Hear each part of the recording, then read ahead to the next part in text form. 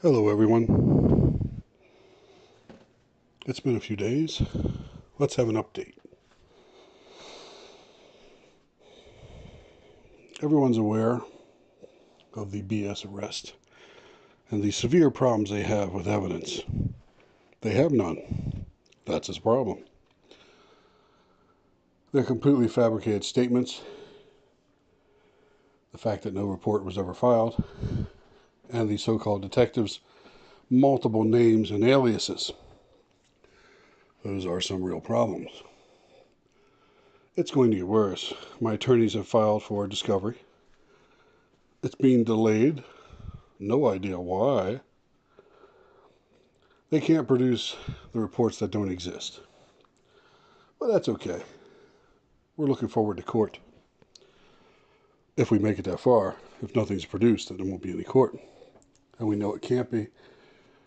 But here you go, detective. The first question you're going to get on the stand, so you're prepared. State your full legal name for the record. Here's a hint. No matter what name you give at this time, you're wrong. We have them all. But it gets much worse. You see, I'm going to get into the other things that this so-called detective has been doing, because now we know that your union rep has told you to lawyer up. You might want to do that quick. We know that you've been cut off from talking to the upper echelon. We know that your friends, your brothers and sisters in uniform that worked with you, they now know what's really going on, and they have distanced themselves from you. I'm sure you can feel it. And I'd like to thank the true law enforcement officers, the men and women in uniform, the deputies who have come forward, anonymously of course, and explained a lot, filled in blanks, and have told us their stories. Now that they know the truth, a lot of your actions over the past few years have really been clicking into place. Onward and upward. As I mentioned before, affidavits are being filed, investigations started on the local and federal level. You're certainly aware of a couple of them where there's more coming. The feds are just getting started. Now, what we didn't delve into was a couple of big details. You like big details. The first one is,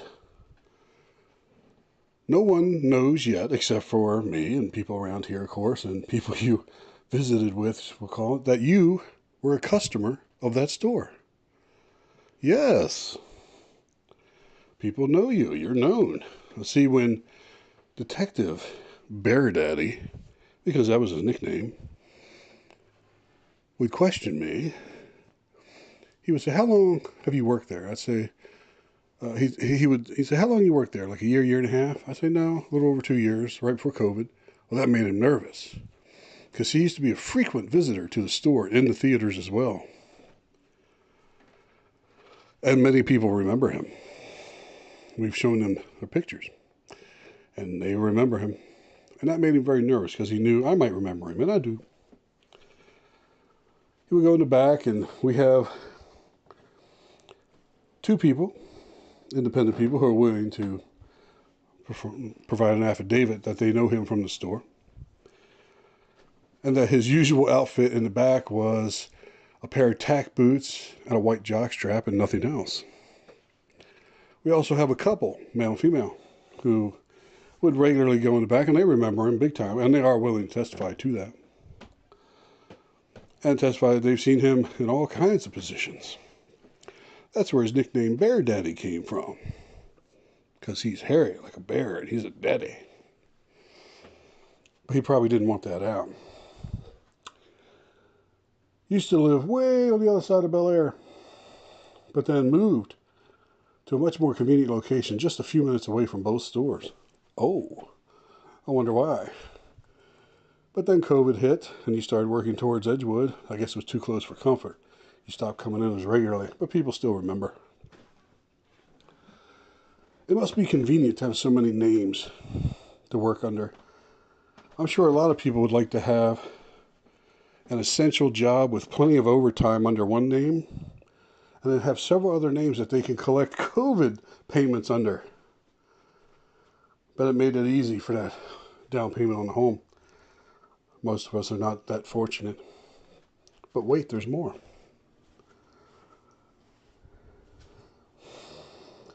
I recited a small nursery rhyme last time we spoke.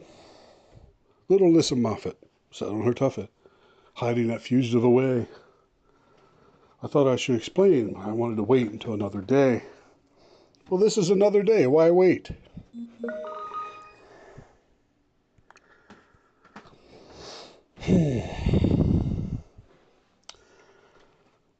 We have all the evidence, and there's a bunch of it. And it's not just us anymore. We've already passed it on to everyone before we made it public.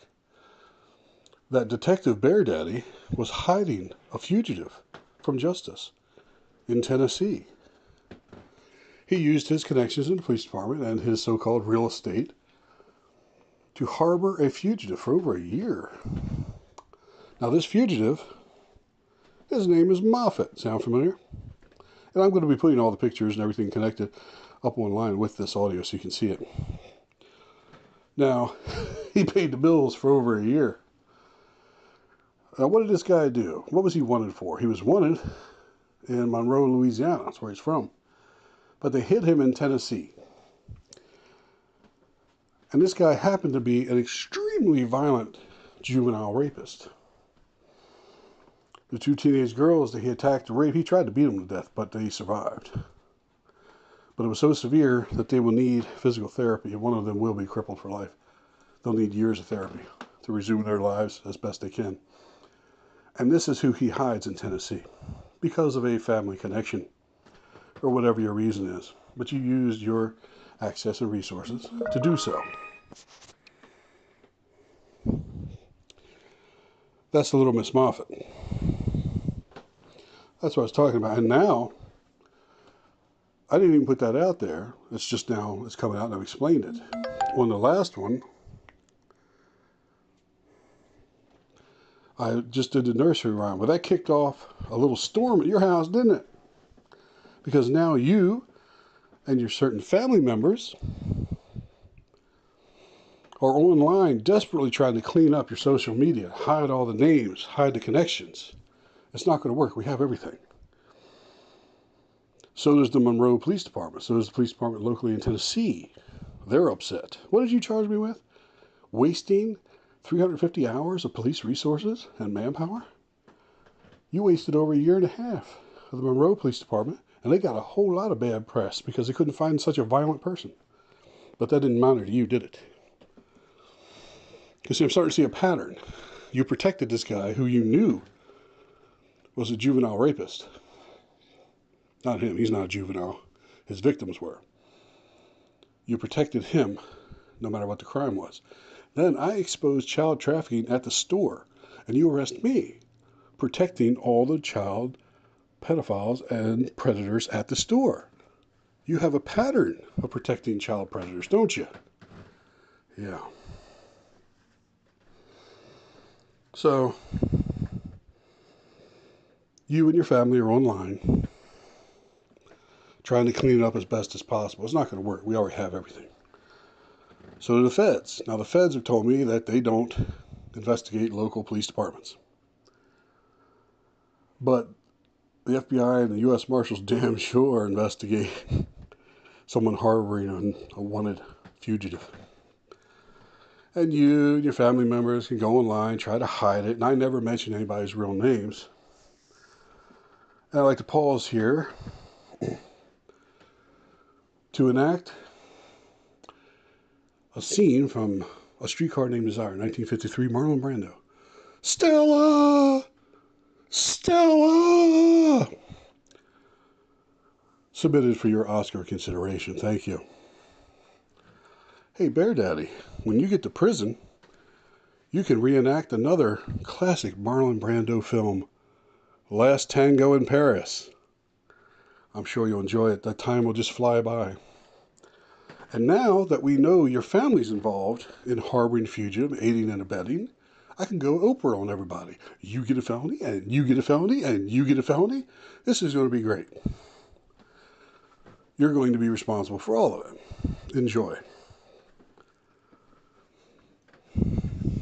Now, isn't it interesting that the only stuff they altered online was to take off any pictures or connection to the guy you harbored? But it doesn't matter. We got your name all over the place. Feds already have it. We found it a few weeks ago. Wanted their investigation to get to a certain point where it wouldn't jeopardize anything.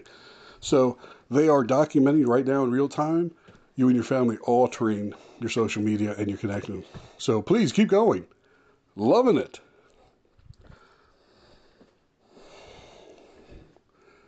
If this makes it to court, which I highly doubt it was. See, now the sheriff and everybody above you have a scapegoat. You lie to everyone so much, and you would do something like this. You have put every legitimate deputy and other law enforcement in danger. Not just physical danger, but danger for their career. Anyone being associated with you. I'm willing to bet you're going to be getting some time off soon. You deserve it. You charged me. You sat on the stand and put people in prison knowing what you were doing. Don't think it's going to stop here, because all your past cases and the ones that are pending over the next few weeks, they're going to be notified.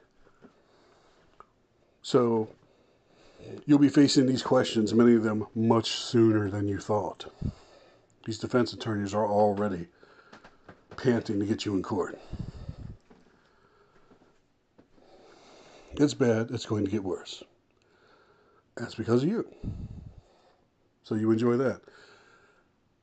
Most of the research was from my legal team. That's how you said it in the interview, remember? Oh, you're going to tell your legal team with the air quotes? My legal team would like to say hello to you.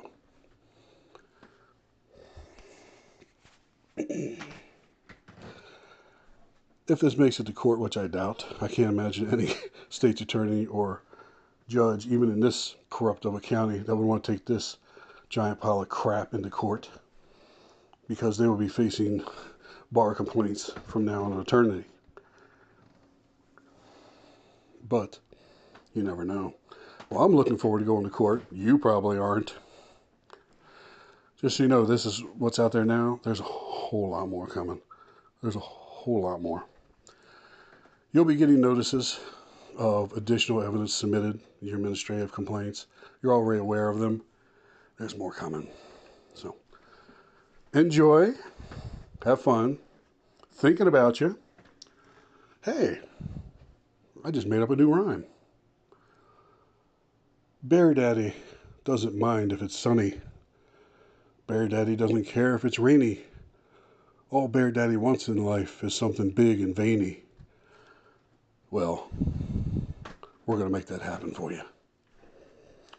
Thank you, everyone, for your support. I appreciate everyone listening and the support beyond that. I especially appreciate the law enforcement who has come forward to offer their training and expertise, and the local law enforcement has come forward to explain everything. That's what's going on. And they have been amazing in what they've been able to share about somebody's background and the problems that are now making a lot of sense all the way through. All right, thank you, everyone. Please enjoy the weather.